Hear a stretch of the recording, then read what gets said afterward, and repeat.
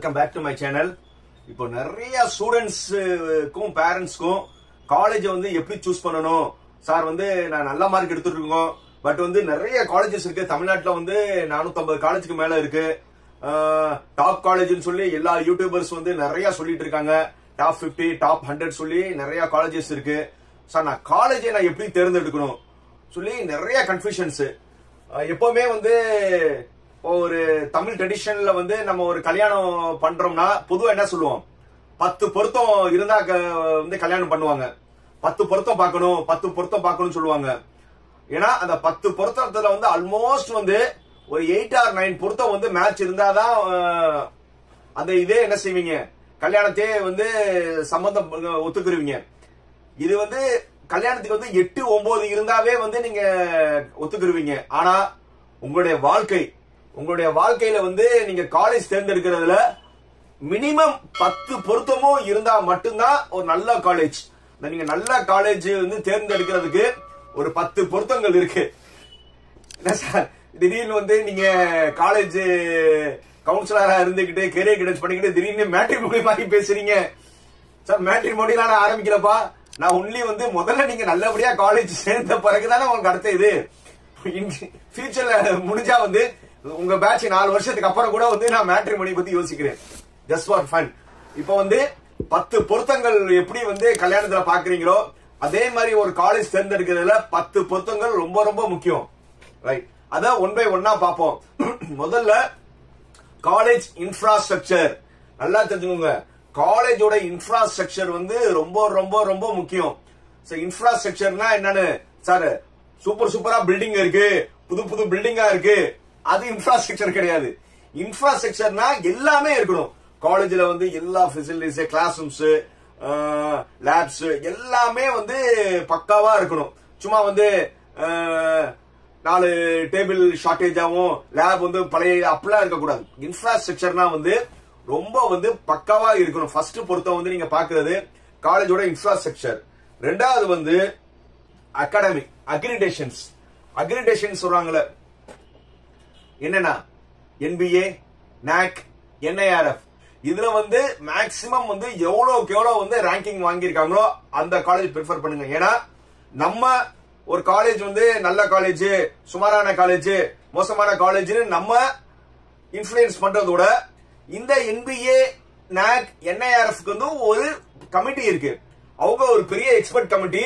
அவங்க வந்து காலேஜை வந்து விசிட் பண்ணி அந்த காலேஜ்ல வந்து எல்லாமே வந்து கரெக்டா இருந்தா மட்டும்தான் அந்த காலேஜுக்கு வந்து NAC வந்து A++, A+, A, B+, B இப்படி வந்து கேட்டகரைஸ் பண்ணுவாங்க. டாப் வந்து A++, கீழே வந்து அந்த ABCD குறைஞ்சிட்டே வரும். ரைட், அடுத்தது வந்து NBA.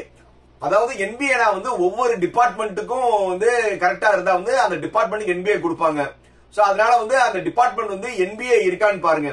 சோ NBA இருக்கான்னு முதல்ல அந்த இதையும் பார்க்கணும். அடுத்தது ஒரு இது ரேங்கிங் பாத்தீங்கன்னா NIRF ரேங்க்லயும் அந்த காலேஜ் வந்து அச்சீவ் பண்ணிருக்கான்னு பாருங்க. இது எல்லாமே வந்து நம்ம ஜட்ஜ் பண்றதோட ஒரு எக்ஸ்பர்ட் கமிட்டி ஜட்ஜ் பண்ணி சர்டிபிகேஷன் கொடுத்தது. அடுத்தது வந்து அந்த காலேஜ், மூணாவது அந்த காலேஜ்ல வந்து எக்ஸ்பீரியன்ஸ் ஃபேக்கல்டி இருக்காங்களான்னு பாருங்க. அதாவது ஒரு காலேஜ்ல வந்து எவ்வளவு வந்து ஒரு PhD ஃபேக்கல்டி இருக்காங்களோ அந்த ஃபேக்கல்டி வந்து, ஏன்னா ஒரு PhD வந்து ஒரு பெஞ்ச் மார்க்.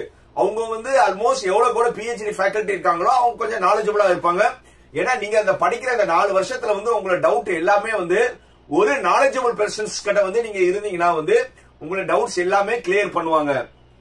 இன்னொரு முக்கியமானது ஃபேக்கல்டி பத்தி சொல்லும் போது ஃபேக்கல்டி ரிட்டன்ஷன் ரேஷியோன்னு சொல்லுவாங்க. அந்த காலேஜ்ல வந்து ஃபேக்கல்டி வந்து எப்படி இருக்காங்கன்னா என்ன அர்த்தம், எத்தனை வருஷமா இருக்காங்க அர்த்தம்.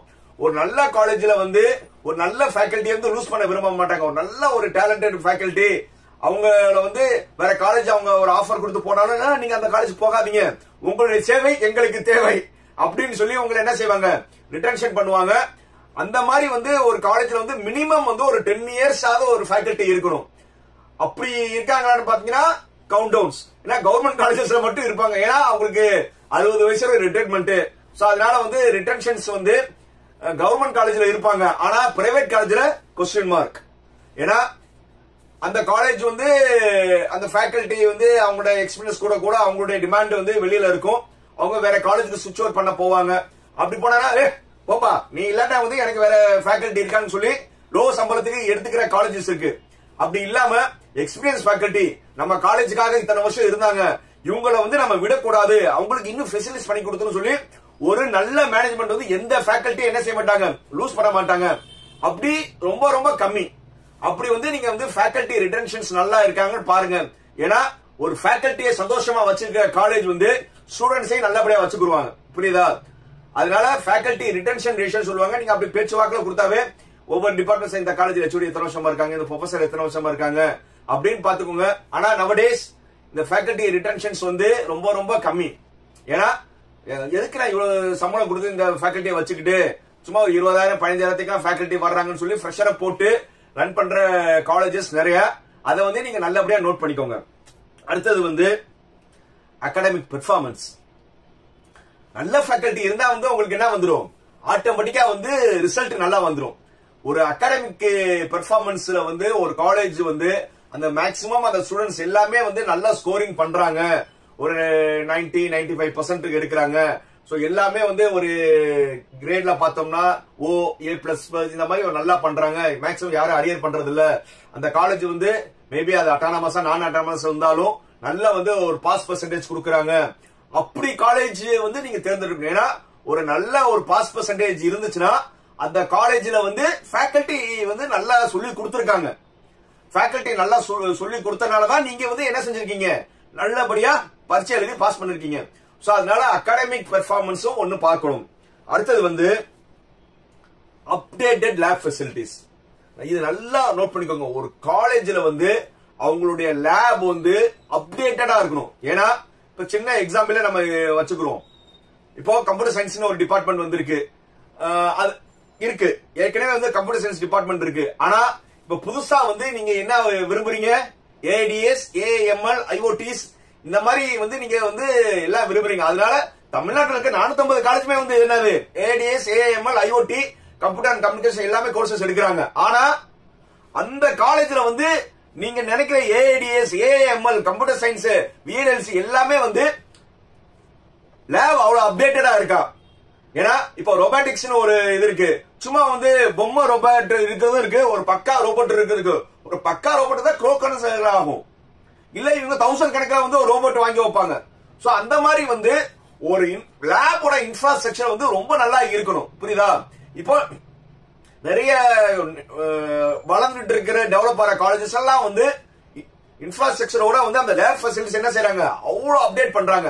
எவ்வளவு கூட வந்து நீங்க அப்டேட்டட் வந்து லேப்ஸ் இருக்கோ அப்ப என்ன ஆகும், உங்களுடைய ஸ்டூடெண்ட்ஸ் வந்து நீங்க வந்து 4 வருஷம் லேப்ல இருக்கும்போது அப்டேட் மெஷின் இருந்துச்சுன்னா உங்களுக்கு நிறைய வந்து ஹேண்ட்ஸ் ஆன் ட்ரைனிங், உங்களுக்கு வந்து என்னது அவ்வளோ எக்ஸ்பீரியன்ஸ் இருக்கும்.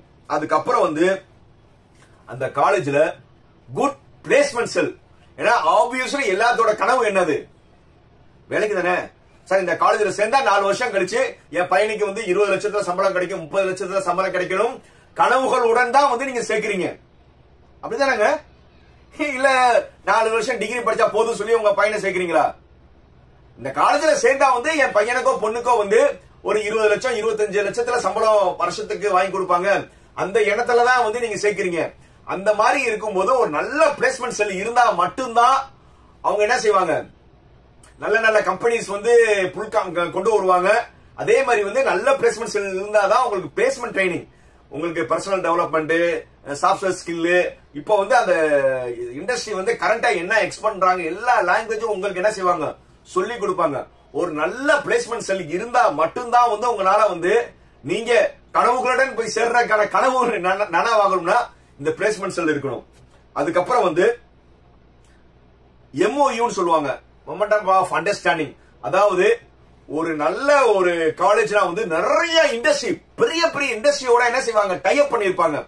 இப்போ நீங்க திடீர்னு வந்து ஒரு ஆட்டோமொபைல் ரிலேட்டடா வந்து ஒரு இது பண்ணணும்னு நினைக்கிறீங்கன்னா அவங்க வந்து ஆட்டோமொபைல் ரிலேட்டட் கம்பெனில வந்து டை அப் பண்ணிருப்பாங்க.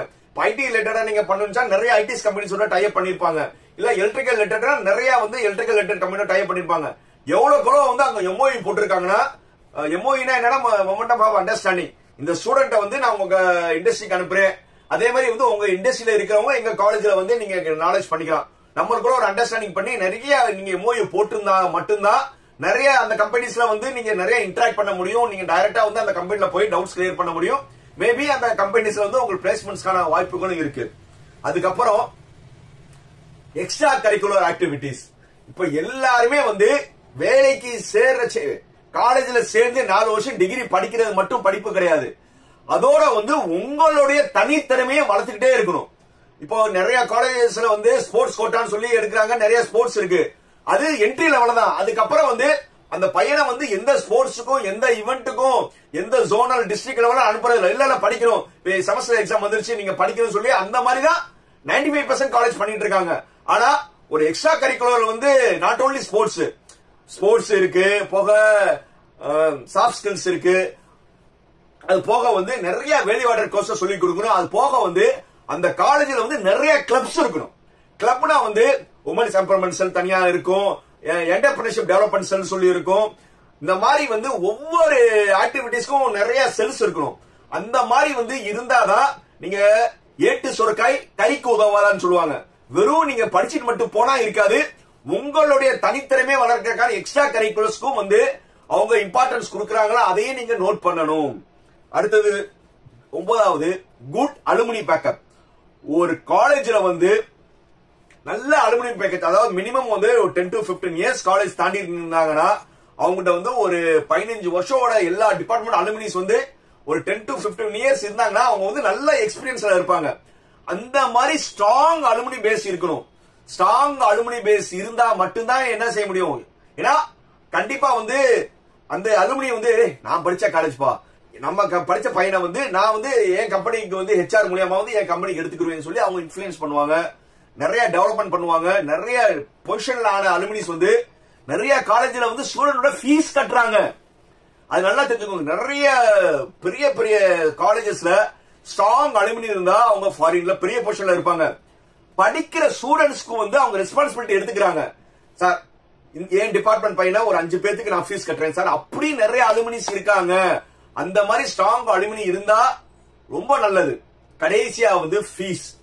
ஏன் நான் ஃபீஸ் கடைசியா சொன்னேன்னா கண்டிப்பா வந்து அஃபோர்டபிள் ஃபீஸ் இருக்கணும். ஏன்னா பெரிய பெரிய காலேஜஸ்ல வந்து ஃபீஸ் வந்து இவ்வளவு இன்ஃப்ராஸ்ட்ரக்சர் எல்லாமே இருந்தா ஃபீஸ் வந்து ஹையா தான் இருக்கும்.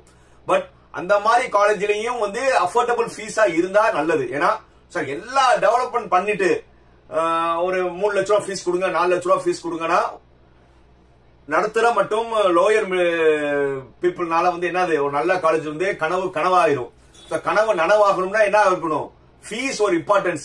இப்போ வந்து இப்போ டாப் லெவல் காலேஜஸ்ல வந்து டாப் மார்க் எடுத்த ஸ்டூடெண்ட்ஸ் வந்து ஃபீஸ் வேவர் நிறைய கொடுக்கறாங்க. அது வரவேற்கத்தக்கது. ஏன்னா ஒரு சில காலேஜ் வந்து மேனேஜ்மெண்ட்டுக்கு வந்து அவங்க மணி மைண்டடா இருந்தா ஒரு பெர்சன்டேஜ் சீட்ஸ் வந்து நல்லா படிக்கிற நல்ல பெர்சன்டேஜ் எடுத்த மாணவர்களுக்கு கொடுக்கறாங்க. அந்த மாதிரி காலேஜஸ் வந்து நீங்க நேர்ல போய் விசிட் பண்ணி அவங்க உண்மையிலேயே வந்து ஜெனியூனா வந்து ஆஃபர்ஸ் எல்லாம் கொடுக்கறாங்களா பார்த்துட்டு இஃப் 100% அவங்க எல்லாமே கொடுக்கறாங்கன்னா அந்த மாதிரி காலேஜஸ் வந்து நீங்க செலக்ட் பண்ணுங்க. செலக்ட் பண்ணி அந்த மாதிரி காலேஜ் சேர்ற தப்பே கிடையாது. இருந்தாலும் கவுன்சிலிங்ல வெயிட் பண்ணி நல்ல காலேஜ்ல எடுங்க. நல்ல காலேஜ்ல எடுத்து நல்ல குரூப் எடுத்து உங்க வாழ்க்கையில் நல்லபடியா படித்து உங்க வாழ்க்கை சீரும் சிறப்புமா அமையறதுக்கு என்னுடைய வாழ்த்துக்கள். மீண்டும் அடுத்த வீடியோல சந்திக்கும் வரை என்னன்னா லைக், கமெண்ட், ஷேர், சப்ஸ்கிரைப். மீண்டும் அடுத்த சந்திக்கும் வரை பை பை.